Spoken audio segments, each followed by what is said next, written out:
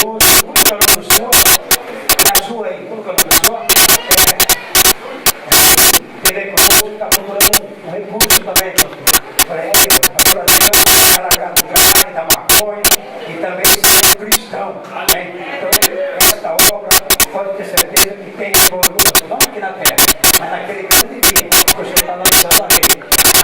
Liderança está perdendo essa visão, mas Deus vai queimar esses crentes na última hora. Permita, amado, levanta uma oração pelo dia das ofertas. Você que tem uma moedinha, coloca a moeda, também faz missão. É a oferta da viúva. Vem, nós estaremos orando e já para o pastor Adriano.